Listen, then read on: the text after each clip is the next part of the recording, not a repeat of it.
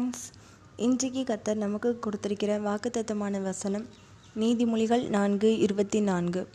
வாயின் தாறுமாறுகளை உன்னை விட்டு அகற்றி உதடுகளின் மாறுபாட்டை உனக்கு தூரப்படுத்து. ஃப்ரெண்ட்ஸ், நம்ம இப்போ இந்த வசனத்தின் மூலமாக ஒரு கதை கேட்டு தியானிக்கலாமா? குணா தன்னுடைய நண்பர்களோட எப்போவுமே அடுத்தவங்களை ஏளனமாக பேசுகிறது, இல்லைன்னா இளக்காரமாக நடத்துறது, ஏதாவது ரொம்ப கஷ்டப்பட்டோ இல்லைன்னா முதியவர்களுடைய கால்கள் நடக்க முடியாமல் கஷ்டப்படுறதெல்லாம் பார்த்து கிண்டல் பண்ணுறது, இது எல்லாமே குணாலுடைய ஒரு குணமாக இருந்தது. அப்போது குணாவுக்கு ஒரு விதமான கஷ்டத்தை கர்த்தர் உண்டு பண்ணுறதுக்கு அவனை திருத்துறதுக்கு வழி தேடினார். அப்படி இருக்கும்போது ஒரு நாள் குணா எப்போதும் போல் எல்லார்கிட்டேயும் பேசுகிற மாதிரி தன்னுடைய வேலையில் சக பணியாளர்களோட இப்படி பேசினான். இங்கே பாரு, இந்த மாதிரிலாம் பண்ணுனா நம்ம மேனேஜருக்கு நம்மளை பிடிக்காது. எப்போவுமே ஒரு குறுக்கு வழி ஒன்று இருக்கும், அப்படி நீங்கள் தேர்ந்தெடுங்க. அப்படின்னா தான் நம்ம மேற்கொண்டு நிறைய சம்பாதிக்க முடியும். அது மட்டும் இல்லை, நம்ம நேர்மையாக போயிட்டு இருந்தோன்னா கண்டிப்பாக நமக்கு எல்லாருக்கிட்டேயும் இருந்து வேண்டா வெறுப்பான பதில் தான் வரும் அப்படின்னு எல்லாருக்கிட்டேயும் சொன்னதை கேட்டதுமே மற்றவர்களும் இவன் சொல்கிறதும் உண்மைதானே, நாம் உண்மையாக நடந்துக்கிட்டதுக்கு என்ன பலன், பொய்யா இவன் செய்கிறதுக்குனால எவ்வளோ பலன் அவனுக்கு கிடைக்குது, நல்லா லட்சக்கணக்கில் சம்பாதிக்கவும் செய்யலாம் அப்படிங்கிற ஒரு மாதிரியான நிலைமைக்கு எல்லாரையும் தள்ளப்பட்டாங்க. ஆனால் அந்த இடத்துலையும் ஒரே ஒருத்தன் சொன்னால், இங்கே பாருங்கள், உண்மைக்கு எப்போவுமே அழிவு கிடையாது.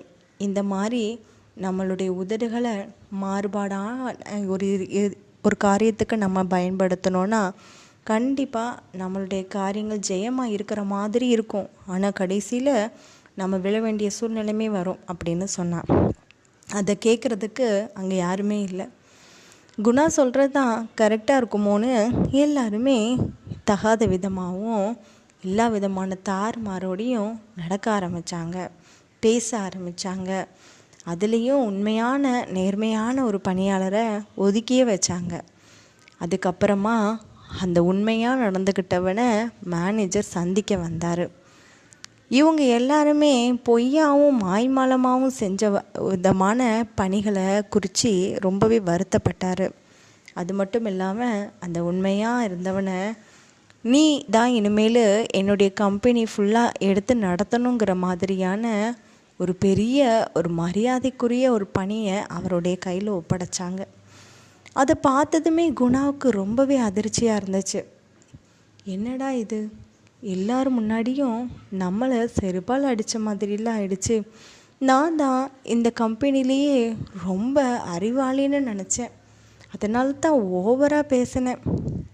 ஆனால் இப்போமே என்னைய ரொம்பவே செருப்பால் அடித்த மாதிரியான ஒரு சூழ்நிலைமைக்கு தள்ளப்பட்ட மாதிரி இருக்குது, ரொம்ப அவமானமாக இருக்குது அப்படின்னு தலை குனிஞ்சு உட்காந்துருந்தான்.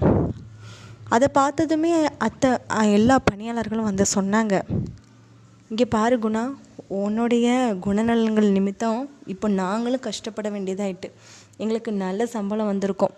நீ அதை எல்லாத்தையுமே நல்ல விதமாக கூடுற மாதிரி இருந்து இப்போ எல்லாமே குறையும்படி பண்ணிட்டேன்.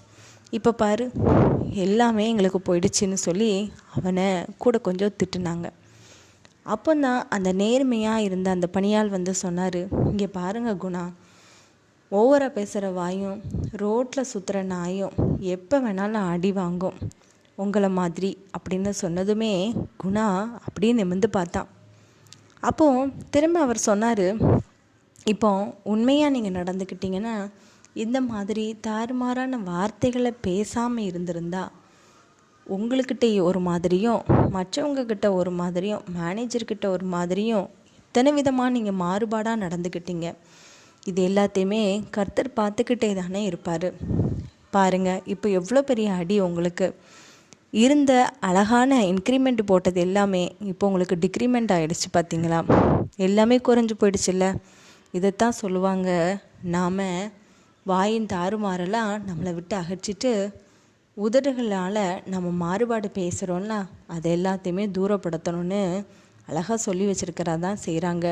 வேதாகமத்தை உட்காந்து நல்ல விதமாக படித்து திரும்பியும் கர்த்தருக்குள்ளே வந்து முன்னுக்கு வாங்க, இப்படியெல்லாம் பேசாதீங்க இனிமேல் அப்படின்னு சொல்லிட்டு அவங்களுடைய நல்ல தகுதி படைச்ச ஒரு இடத்துக்கு போய் அமர ஆரம்பித்தார் அந்த நேர்மையானவர்.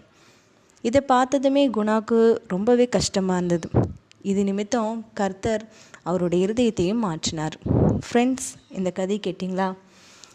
இதே மாதிரி நாமளுமே எந்த விதமான தாறுமாறான வார்த்தைகளை பேசுகிறத அகற்றிட்டு மற்றவங்களுக்கு விரோதமாகவும் இல்லை தெரியாதனமாக நம்ம சாதகமாகவும் ரொம்பவே மாறுபாடாக பேசியிருக்கிறோன்னா அந்த விதமான உதடுகளையும் நாம் நம்மளை விட்டு தூரப்படுத்த வேண்டியது அவசியம். அப்படின்னா தான் நாமளும் நல்ல விதமாக முன்னுக்கு வர முடியும், கர்த்தர்கிட்ட இருந்து ஆசீர்வாதத்தை பெற்றுக்கொள்ள முடியும். கர்த்தர் உங்களை ஆசீர்வதிப்பாராக. ஆமீன்.